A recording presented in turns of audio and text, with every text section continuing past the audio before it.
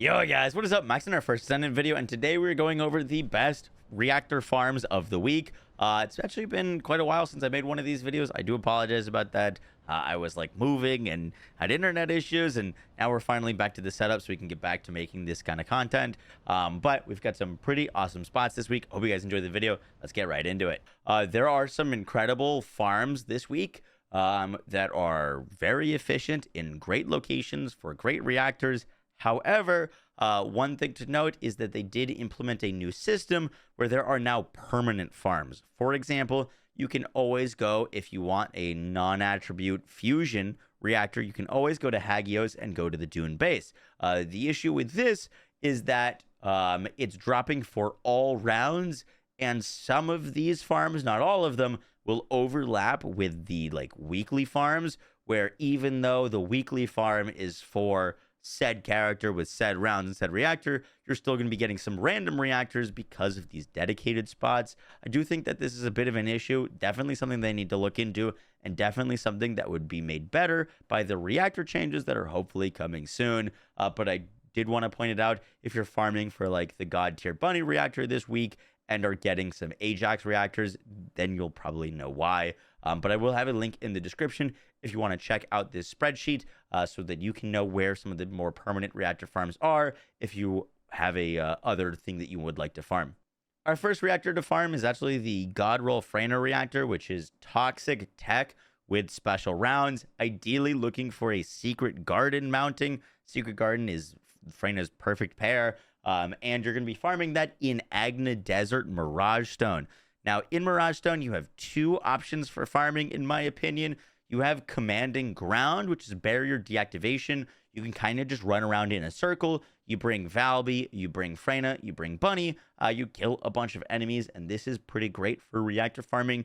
The other option that you can do is you can actually do the Outpost and kind of do the Valby circle method where you're killing everything but the boss. That is also a pretty solid method for farming these Freyna reactors this week. Next up, we've got Blair reactors, which are going to be dropping in Vespers in the Ruins. This isn't the greatest farming spot, but Blair, you're going to be looking for ideally an Enduring Legacy mounting.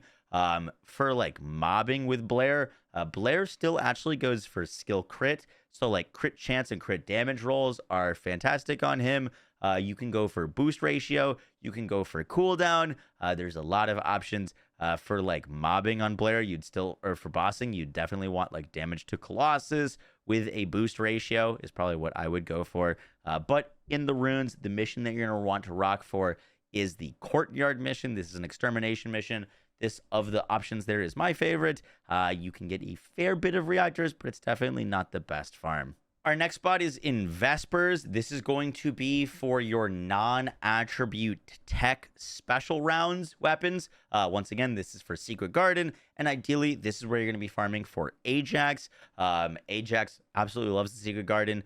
If you're watching this video, I've either already posted my updated Ultimate Ajax, or it's coming out later, but we're going to be using the Secret Garden still on him. Personally, I know a lot of people like to recommend Ancient Giant Tree for farming in Timberfall. I personally just like Timberfall Power Facility. On Ajax, strongly recommend trying to find as much damage as possible. A non-attribute tech boost reactor will do very well for you. It's also nice to get some cooldown, some skill cost, and range is actually pretty nice too, because Ajax gets up to 300% range. So with a range reactor, you'll max out your range, but definitely look for some damage rolls is kind of the priority personally for me for Ajax. And you can do that this week in Vespers Timberfall. Our next farm is in Vermilion Waste, Agna Desert. This is going to be for your non-attribute dimension general rounds descendants, aka your Valbys, your Gleys are going to really like this. There's a lot of characters that this reactor really likes, but for this, you're going to want to farm either the Volga Strategic Outpost with kind of the Valby strat where you go around in circles and don't kill anyone but the boss, or the Rock Cave. If you're going to farm Rock Cave base, try to bring a mobile descendant like a bunny with high voltage to farm this, because the enemies can be pretty spaced out and you kind of have to run back to the beginning. If you're going to farm this rock base cave, it definitely helps to have a team, or just do the outpost solo is probably what I would recommend. if you did not see my updated guide to Gley, you can now technically go full damage on your reactor to Gley. So you can try to farm for like a Python one with gold damage to Colossus, and like a boost ratio will allow you to delete bosses in seconds. Pretty gross. And I also will be working on an updated Valby guide. But yeah, Vermilion Waste, Agni Desert. So I did not realize this before starting recording this video, but this is actually a god tier week to farm because the environment contamination zone, which is the best golden Kuiper farm in the game per hour that you can possibly do, is dropping bunny reactors this week. So if you did not have a god tier bunny reactor, or if you need gold or Kuiper at all at any point this week, come and farm environment contamination zone. It'll be dropping bunny reactors, which is insane. I actually need to get a better bunny reactor personally, because I'm still using one with a blue boost ratio for my bunny. And I'm also starting to get pretty low on gold after upgrading all of these new modules. And so environment contamination zone bunny farming, if you're going to look at, honestly, any of these farms, I would do this and the Freyna one. But that is kind of insane that it's just like a literal perfect drop, and still the best farm in the game. If you are looking for a reactor for Freyna's 4th ability for melting bosses, this week is going to be dropping in Hagios Fractured Monolith. They're going to be dropping Toxic Tech Impact rounds, which is very nice. It's like a little min-maxy thing that you can do if you want to use Freyna's 4th ability to its like max damage. It's not something that I have, and we still melt bosses. But technically, Sharp Precision Shot is now the best mod that you can use with Freyna's 4th ability.